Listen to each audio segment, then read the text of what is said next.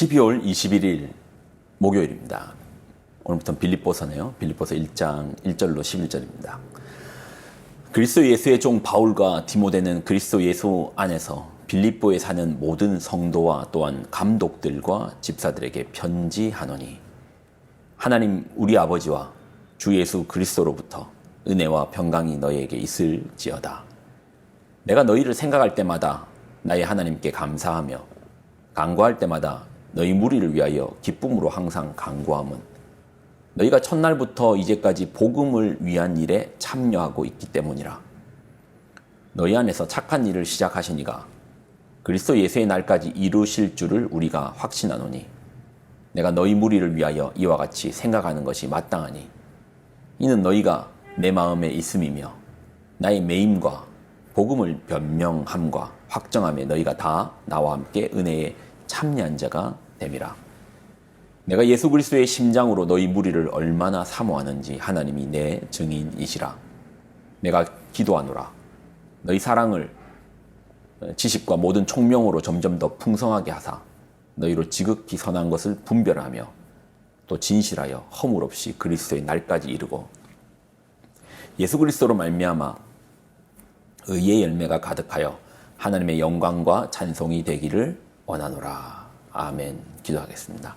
하나님, 오늘부터 시작하는 빌립보서 말씀을 통하여서 복음의 깊은 진수와 사명의 자리로 우리를 불러 주옵소서. 영광을 드립니다.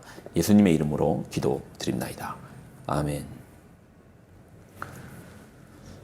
빌립보 지역은 바울이 2차 전도 여행 때 처음 방문한 지역입니다.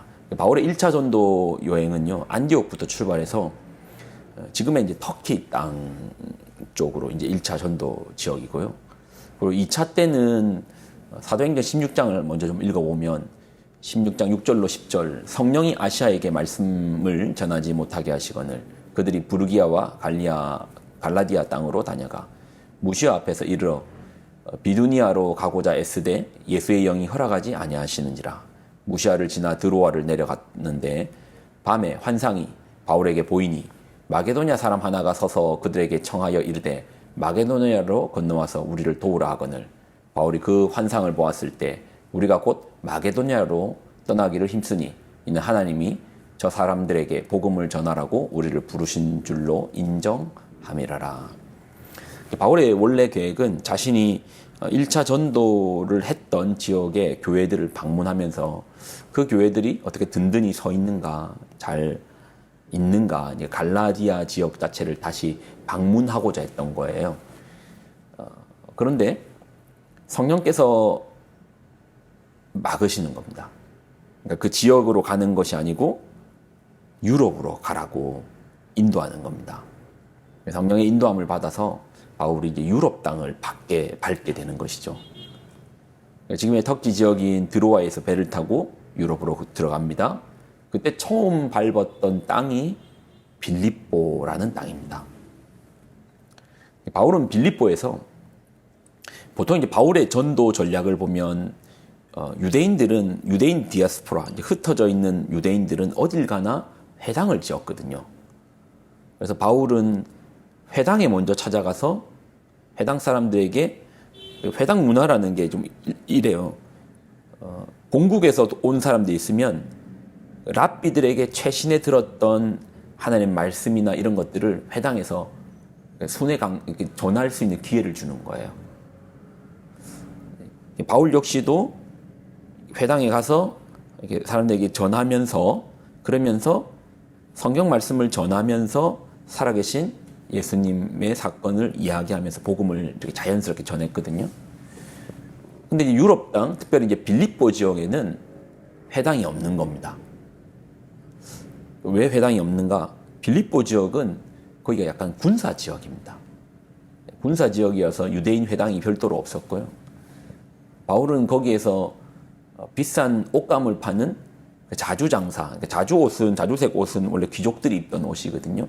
우리로 치면 이제 비단을 파는 루디아라는 여인을 만나게 된 겁니다. 루디아에게 복음을 전했고, 루디아 집 사람들은 이 복음을 받아들이고 세례를 받고 복음이 이제 첫 유럽 땅에서 처음으로 전해진 겁니다. 이 복음이 전해지니까 어떤 일이 있었냐면, 당시에는 이제 미신이라는 게 워낙 강했잖아요. 귀신 들림이라는 게 있었고, 또 미신에 의해서 점을 치고 하는 게 많았는데, 어떤 주인이 귀신 들린 아이를 산 거예요. 귀신이 들려 있으니까 아마 점괘를 잘 맞췄나 봅니다. 근데 이 바울이 이 귀신 들린 아이를 만났고, 결국 바울 안에 있는 예수님의 이름으로 그 귀신을 쫓아내거든요. 그러니까 주인 입장에서는, 아니 신발이 좋아가지고 점을 잘 맞췄던 자신의 종이 귀신이 떠나버리니까 더 이상 못 맞추는 거예요. 그러니까 돈벌이 수단이 안 된 데서 바울을 고소했습니다. 세상을 흔드는 아주 이상한 사람이 왔다고 해가지고, 안 그래도 군사 도시니까 가지고 있는 어떤 그런 어떤 법에 대한 부분들이 강력했을 거잖아요. 이렇게 고소를 하니까 바울 외지 사람이고 이랬던 바울이 잡혀 들어가는 겁니다. 감옥에, 이상한 종교를 퍼뜨린 데 가지고 감옥에 잡혀 들어간 겁니다. 근데 바울이 거기 감옥에 갇혔다고 복음이 멈추겠습니까? 감옥에서도 찬송을 부르는 겁니다. 착고에 찬 채로 찬양을 얼마나 신나게 불렀는지. 그러던 중에 옥문이 열려버리는 거예요. 군사도시라고 해서 규율이 세거든요. 간수가 옥문이 다 열려가지고 죄수들이 다 도망간 줄 알고, 야, 큰일 났다. 군법에 죽겠다. 죄수들이 다 도망갔으니까. 자살하려고 할 때 바울이 이런 놀라운 메시지를 전합니다. 자, 사도행전 16장 31절. 이르되 주 예수를 믿으라. 그러면 너와 내 집이 구원을 받으리라. 간수도 예수님을 믿고 세례를 받습니다.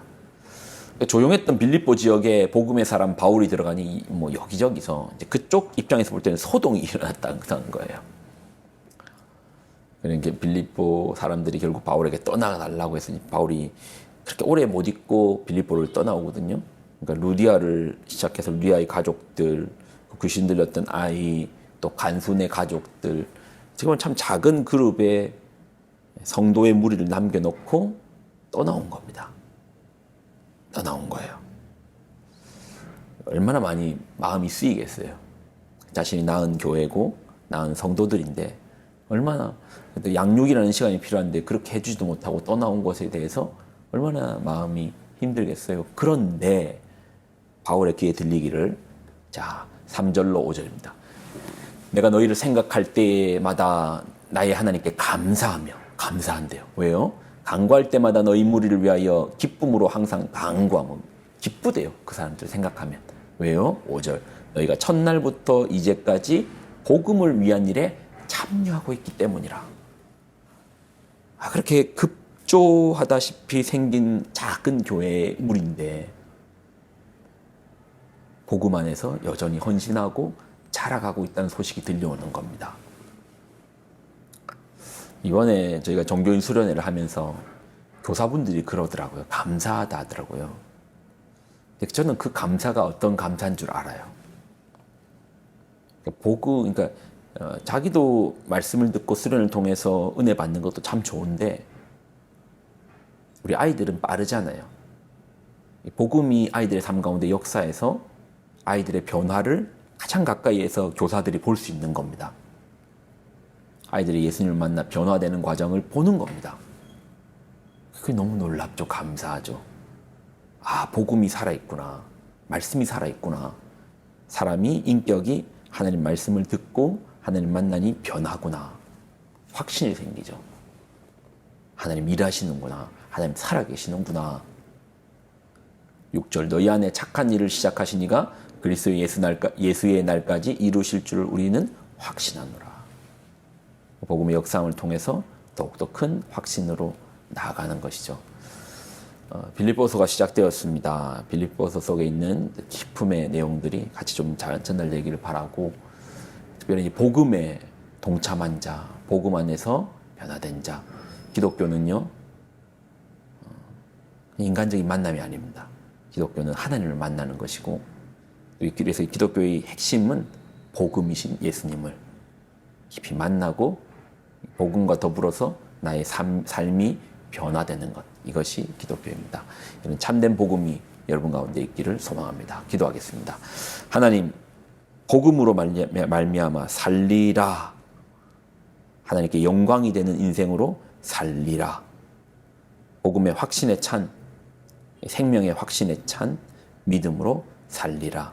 이런 우리가 되게 하여 주옵소서. 영광을 드립니다. 예수님의 이름으로 기도드립나이다. 아멘.